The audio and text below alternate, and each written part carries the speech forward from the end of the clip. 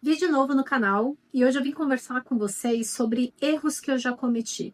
É um assunto delicado, não é todo escritório que abre o jogo, que fala o que já aconteceu, mas eu acho que esse assunto ele pode ajudar mais do que atrapalhar. Então, não tem problema a gente conversar. Todo mundo é humano, né? Tem situações que acontecem ali no dia a dia e que realmente são erros, tá? E não vai ser aquele papo de quais são seus defeitos. Ai, meu defeito é ser perfeccionista. Não, gente, eu tô falando de erros mesmo, né? Coisas que mudaram todo o processo do escritório para que aquilo não acontecesse mais. E eu vou começar pelo primeiro erro, que eu acho que foi aquele erro de quando você é muito ingênua, quando você não entende ainda as armadilhas do mercado, então você acaba cedendo demais, né? O não falar não. Quando você não fala não, você tem um problema enorme, porque vai para vários tipos de erros diferentes. Então, vou dar um exemplo aqui que aconteceu comigo. Eu gosto muito de agradar o cliente, né? Eu quero que as coisas funcionem bem. E o cliente, muitas vezes, ele passa por fases que ele é indeciso. Isso é comum, né? Até eu mesmo. Eu sou muito indecisa com algumas decisões pessoais. Então, eu compreendo esse tipo de situação.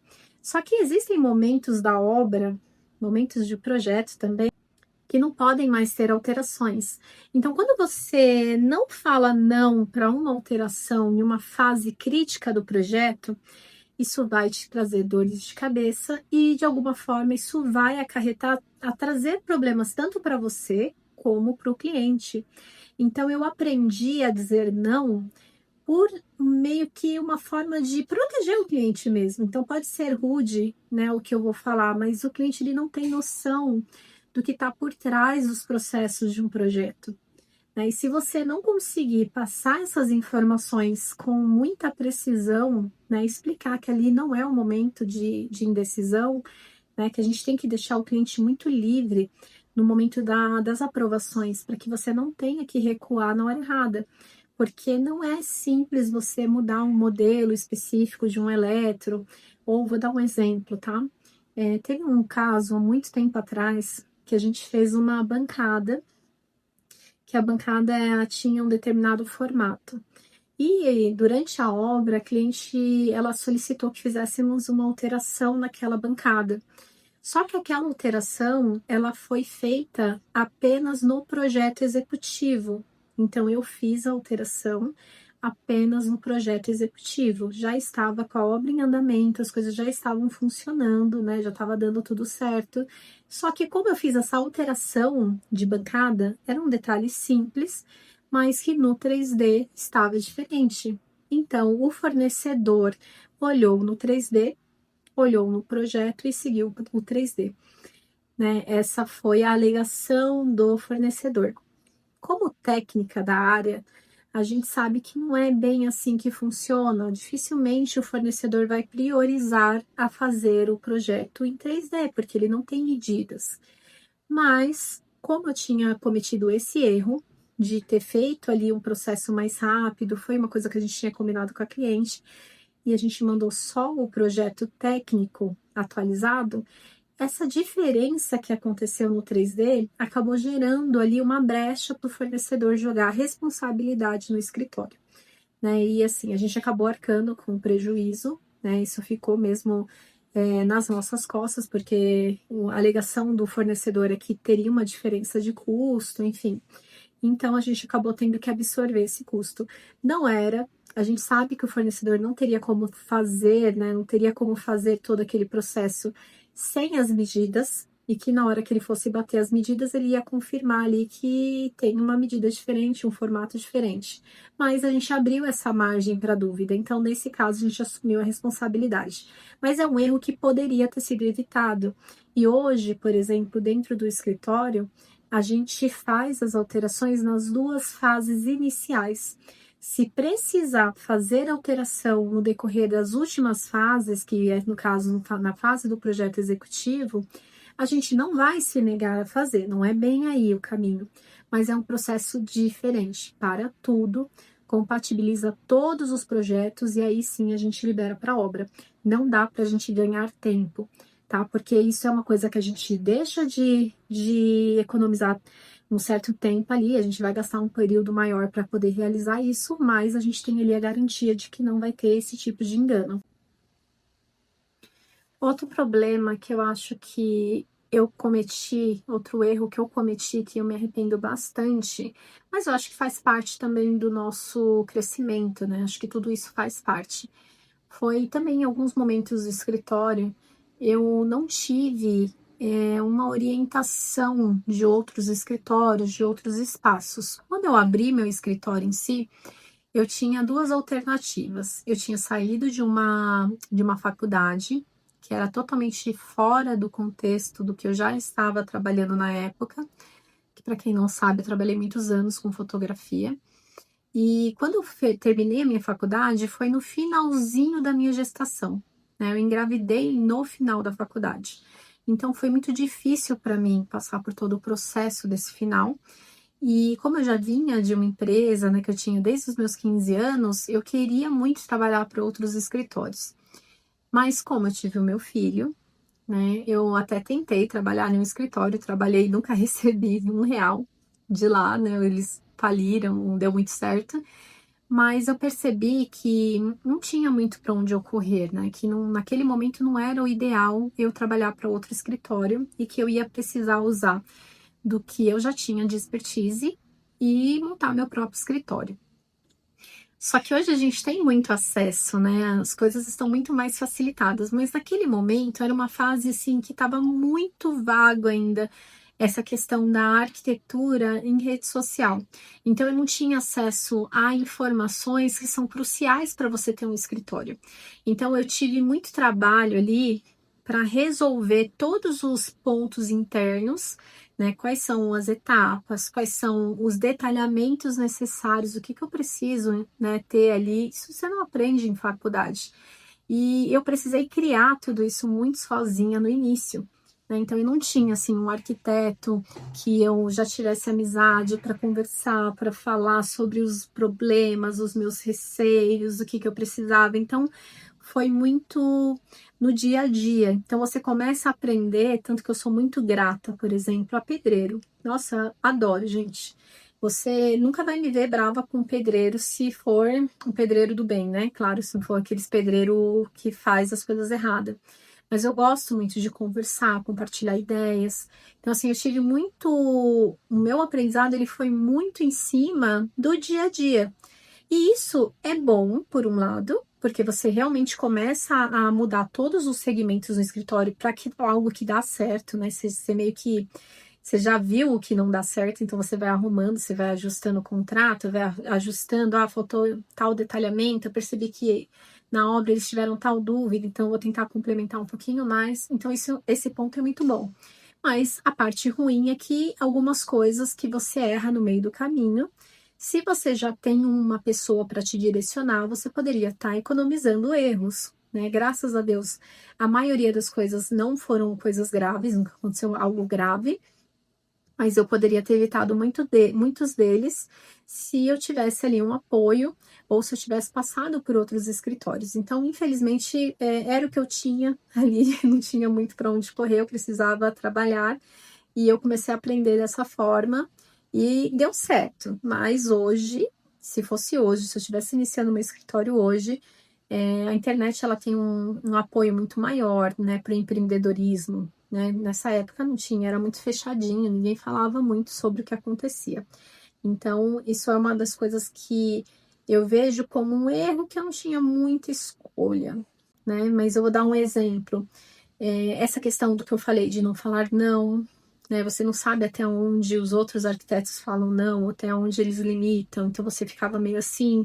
Na hora de você fazer os preços também, você tem uma dificuldade muito grande, porque você não entende muito bem qual é o valor daquele serviço, né? Um serviço de arquitetura não pode ser barato, que é um serviço que ele vai demandar ali 4 meses no mínimo do escritório, né? Então, além de com isso, quando não tem alteração, quando tá tudo perfeito. Então, assim, é um processo que você não pode ver ele de forma global. Você tem que ver ele meio que qual o custo mensal que esse projeto vai te trazer, né? Então, tem a questão de pessoas que podem estar trabalhando com você, né? Que você precisa delegar algumas partes do projeto, você precisa considerar transporte, alimentação, o tempo que você vai conversar com o cliente no WhatsApp, você precisa entender ali se o valor que você está cobrando é suficiente para bancar toda a sua infraestrutura, né? Se você está oferecendo uma boa infraestrutura para o seu cliente, se você está entregando, né, o que o seu cliente precisa. Então, não pode só cobrar barato e pegar o máximo de projeto. Não, a gente tem que pensar aí a longo prazo, senão você vai trazer dor de cabeça para o próprio cliente. Então, o mesmo cliente que te contratou, ele não vai ter aquilo que ele merecia, né, em termos de ter o que ele precisa para fazer a obra dele. Então, isso foi muito difícil para mim no começo, né? Eu cheguei a cobrar um projeto uma vez, que eu cobrei R$ 3.000 no projeto, e era um projeto de uma casa grande até, uma casa grande, projeto que me custou muito mais caro do que eu recebi. Porque isso é muito, gente, você não tem noção o quanto isso é difícil. Quando você cobra um valor errado no projeto, significa que você vai pagar para trabalhar. Você vai tirar do seu bolso energia, gasolina, você vai tirar do seu bolso, às vezes, uma terceirização que precisa ser feita. Então, assim, é muito sério o que eu tô falando, não é brincadeira. Então, você que às vezes você tá questionando aí seu arquiteto, o custo que ele tá te cobrando, tenta ter um pouquinho de noção de mercado, né? E entender que sim, vai ter quem cobre barato, mas aquele que tá cobrando barato não é porque ele tá cobrando barato, é que ele ainda não sabe cobrar. Tá? Então, assim, é muito, muito sério. Isso foi um dos piores erros que eu cometi, foi o erro de orçamento. Hoje eu tento não fugir do que o escritório precisa em termos de valores. É claro que dependendo da época, tem uma rotatividade maior de projeto e você acaba tendo um ou outro ali que você negocia um pouco mais, né? E às vezes a gente se arrepende também nesse sentido. Mas é importante que quando você estiver com seu escritório ou contratando o seu arquiteto, você entenda que as despesas que demandam um escritório não é o seu projeto especificamente, mas é aquele escritório precisa funcionar para você receber o seu projeto. Então, se o arquiteto cobrar errado o seu, cobrar errado do outro, vai chegar na hora H, ele não vai ter como dar ali suporte para tudo que ele precisa. Então, assim, tem que ter um pouco de noção. Hoje é mais fácil, você tem muito apoio aí de mídias para que você consiga ter o seu valor, mas é bem complicado. Na minha fase, ele foi bem difícil. Os arquitetos eram muito fechados, dificilmente alguém abria ali o custo, né, normal daquele setor, porque não é só o valor, né? Tem setor, tem segmento, tem processos que são extremamente diferentes. Então, um projeto de arquitetura residencial é totalmente diferente de um processo de um projeto de arquitetura comercial. Né?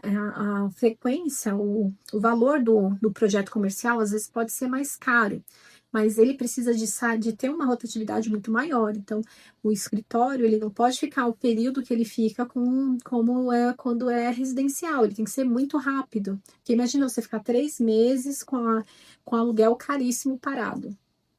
A gente está falando aí de projetos comerciais, corporativos, então você precisa fazer ali tudo acontecer para ontem. Então, essa urgência também em uma entrega, ela tem que ser cobrada, porque você vai ter que ter uma mão de obra a mais dentro do seu escritório que precisa ali ser bancada, né? Então, assim, são pontos e pontos que, como eu não tive esse apoio de ter passado por um longo período de estágio, né? Eu tive estágio, mas eu fiquei por um período menor, né? Que foi na sequência também eu engravidei, então eu acabei não pegando mais estágios.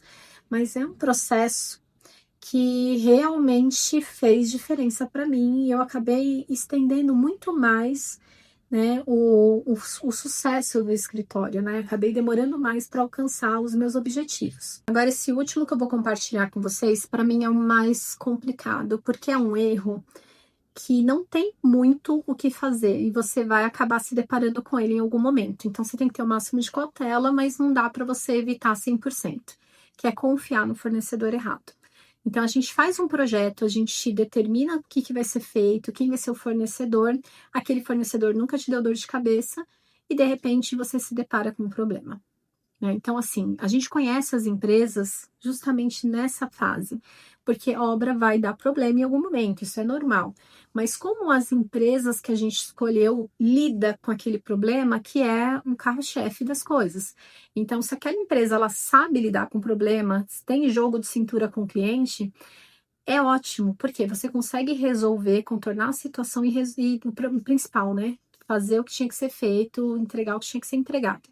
Agora, o problema é quando o profissional que você indicou não tem discernimento para lidar com o cliente. Gente, cliente não é fácil. Tem clientes de personalidades extremamente diferentes. Às vezes você tem um casal onde o perfil do marido é totalmente oposto do perfil da esposa. Então, quando eu tenho meu cliente, eu tento ao máximo possível agradar os dois de uma maneira respeitosa. Então, eu não quero que o meu fornecedor não faça o mesmo. Não interessa se ele gostou do cliente, se ele não gostou, mas já aconteceu situações onde o fornecedor pisou na bola com o meu cliente. Só que para o meu cliente, quem pisou na bola foi eu. Porque a partir do momento que a gente indica uma empresa, aquela confiança é dobrada, né? Então, aquele cliente que a gente tem hoje no escritório, gosta do nosso trabalho, ele recebe aquela indicação de uma maneira totalmente diferente. E a responsabilidade dessa indicação, sim, é do arquiteto. Não dá para a gente ausentar. Então, assim, a parte mais difícil é a gente ter essa bola de cristal de saber uma empresa que é boa, que de repente com aquele cliente não conseguiu lidar, né? De repente não bateu ali o gênio do cliente, ou o cliente às vezes é um pouco injusto. Existem situações onde o cliente é injusto com a empresa, só que você precisa ter jogo de cintura, né? Porque principalmente a gente tem um público muito grande também de lojistas que nos assiste, que nos acompanham.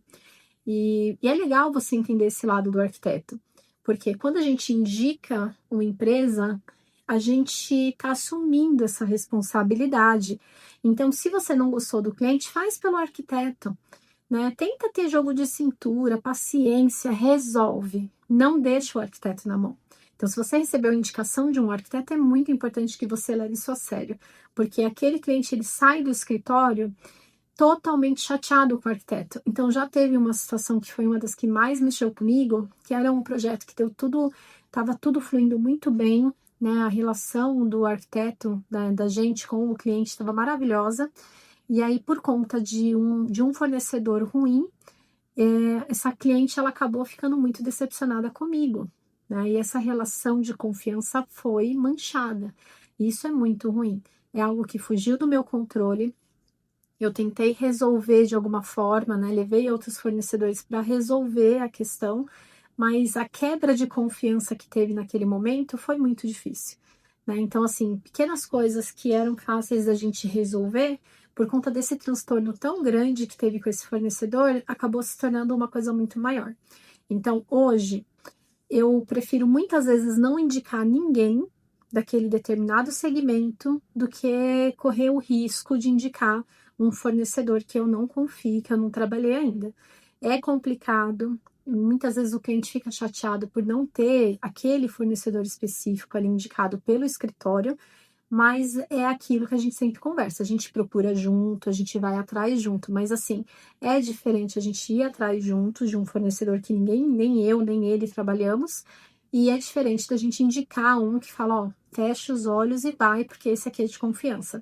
Então, eu acho que esses foram os piores erros, assim, que eu pude lembrar agora. Claro, tive muitos outros, gente, a gente erra sempre, a gente é humano, né? A gente erra demais. Então, assim, se eu for lembrando, eu vou compartilhando com vocês também. Acho que vale a pena aí uma parte 2. Se vocês quiserem também, acho que o que seria legal é compartilha comigo. Você que é arquiteto, qual foi o seu erro, assim, que você se arrepende demais, que foi super difícil, mas que de alguma forma esse erro serviu para você resolver um problemão no seu escritório e hoje você consegue contornar outras situações. E me fala, você que é cliente, quais foram as decepções? Porque eu recebo muito cliente decepcionado com o arquiteto. Gente, é demais, assim. A cada 10 clientes que vêm, acho que 3 já teve uma decepção pesada com o arquiteto e 2 ali já teve algo leve. Então, assim, realmente tá bem difícil, viu? Tá bem difícil chegar assim um cliente, até porque quando chega um cliente que já passou por outro escritório, se ele não optou por fazer pelo mesmo escritório, é porque de alguma forma essa relação já foi quebrada, né? Então compartilha comigo, eu acho que a gente pode crescer juntos, né? Você conta um pouquinho do que você passou, eu conto um pouquinho das coisas que a gente passou também, e eu acho que isso vai fazer com que até mesmo o jeito com que o cliente olha, né, aquela questão de, nossa, eu achava que o arquiteto tinha tudo isso aqui nas mãos, e às vezes não, às vezes tem coisa que não está dentro do alcance do arquiteto, né? Então, assim, é interessante, é um bate-papo que eu acho que vale a pena aí a gente continuar nos comentários, tá bom? Não esquece de dar like nesse vídeo para que você continue recebendo o nosso conteúdo. E é isso, gente. O vídeo de hoje acabou, mas eu espero que a gente se veja mais aí na próxima semana.